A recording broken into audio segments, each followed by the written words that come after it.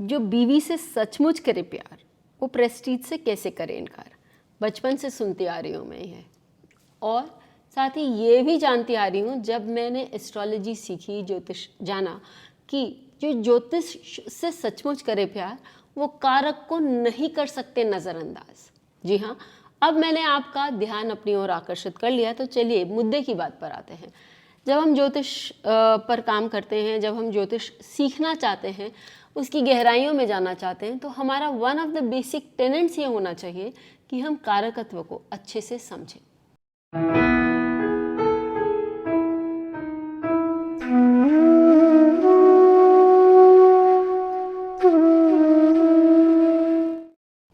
यदि हमने कारकत्व पढ़ भी लिए कि भाई सपोजिंग केतु के ही कारकत्व मैंने उत्तर कलामत से पढ़ा कि वहाँ एक जगह लिखा है कि कंट्रोवर्शियल एंड आर्ग्यूमेंटेटिव।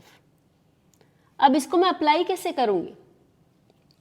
तो हमें ये देखना है कि हमारा जो केतु है वो कहाँ जाके बैठा है, और यदि वो सप्तम भाव में जाके बैठा है तो भाई मेरे को मालूम है कि कुछ भी हो जाए मेरी वाइफ आर्ग्यूमेंटेटिव होगी ही, या मेरा हस्बैंड आर्ग्यूमेंटेटिव होगा ही। तो this gives you an opportunity to accept कि भाई ठीक है, समझ लो मेरे ही कुंडली में है तो मैं लिखवा के लाई हूँ, तो मैं क्यों बेकार में बहस चहस कर रही हूँ। यदि मेरे 11th हाउस में केतु बैठा हुआ है, मालूम है कि मेरी बहू से मेरी बहस होगी और वो बहस में मेरे से जीतेगी, क्योंकि वो पंचम से 7th हाउस में है।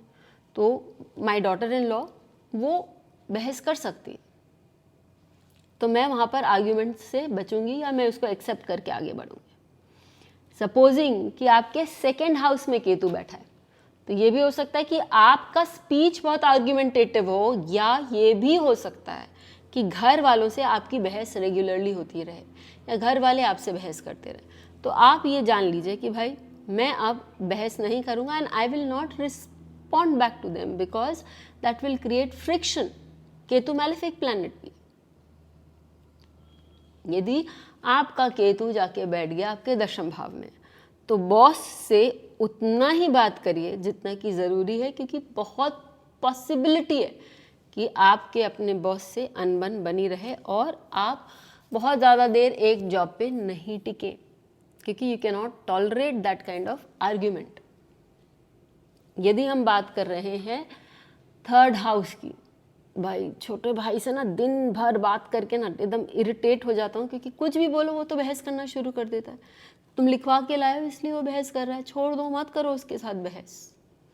इस तरह से आपका केतु कहाँ बैठा है वो आपको बता देगा कि आप बहस कर सकते। कौन से व्यक्ति आपके लाइफ में जो एक बहुत बड़ा जिद्दोजहद लाया है। यदि आपके लग्न पर केतु बैठा है तो लोगों के लिए ये है कि भाई आप खुद बहुत आर्ग्यूमेंटेटिव है, आप अपने आप को संभाल लीजिए, थोड़ा मौन आप भी मेंटेन कर लीजिए। चलिए, ये तो मैंने आपको बताया कि यदि हम आर्ग्यूमेंटेटिव एंड कॉम्पिटिटिव वाला लगाएं तो। और यदि केतु का एक और जो अच्छा पहलू देखें कि मंत्र सिद्धि भी बताता है, तो ऐसे लोग जो होते हैं वो मंत्रों में सिद्धि भी प्राप्त कर सकते हैं। जो व्यक्ति आपके साथ आर्ग्यूमेंट कर रहा है, यदि वो आर्ग्यूमेंट कर रहा हो उस समय आपने यदि अपने मंत्रों का जाप शुरू कर दिया, and it's no joking matter, क्योंकि यदि कोई हमसे आर्ग्यूमेंट करता है तो हम we want to get upper hand also, हमें भी अपनी बात बोलने का पूरा हक है और हम चाहते हैं कि क्लैरिफिकेशन हो जाए कि भाई हम तुम्हारे बात में नहीं आ रहे। लेकिन वो समय है कि आप अपने मंत्रों का भी जाप शुरू कर सकते हैं, तो वहाँ पर आपको मंत्र सिद्धि भी उस व्यक्ति के कारण हो सकती है। This is important when you are in a conversation, किसी के साथ एक झमेले में है, तो आप पहले याद करिए कि क्या ये पर्सन मेरे उस केतु से करस्पॉन्ड करता है। और मैं तो बोलूँगी डिविजनल चार्ट में भी लेके जाइए, देखिए कि ऑफिस में कौन आपको सता रहा है, किसके साथ आपका इतना आर्ग्यूमेंट हो रहा है। देखिए कि वो D9 में कौन सा रिश्तेदार है, कौन सा घर वाला है जो आपको आर्ग्यूमेंट करने में मजबूर कर रहा है, या आपके लाइफ में, आपके हस्बैंड वाइफ के लाइफ में वो कौन सा पहलू है जिसको लेकर आपके आर्ग्यूमेंट्स हो सकते हैं। और उस सेंसिटिव इशू पे जब आप अपने मंत्रों का जाप करना शुरू करते हैं, क्योंकि केतु आपका मंत्र सिद्धि भी बताता है, तो आप वहाँ पर कंट्रोल में भी रहते हैं, आपने केतु के कारकों को भी पूरा किया और आप स्पिरिचुअल लाइफ में भी अग्रसर हुए। इस टेक्निक को अपना के देखिए, इस टेक्निक को अपने लाइफ में उतार के देखिए, फिर ज़रूर कमेंट बॉक्स में लिखिएगा। तब तक के लिए धन्यवाद। बेल आइकन को दबाएं ताकि आपको वीडियोस की अपडेट मिलती रहे। हमारे वीडियोस को लाइक करें, शेयर करें, उन पर कमेंट करें और हमारे चैनल को सब्सक्राइब करना न भूलें।